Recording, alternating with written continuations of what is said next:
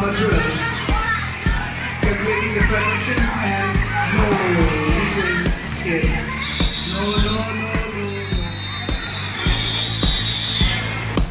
Tomorrow, the speed of the wind will be 9.2 kilometers per hour.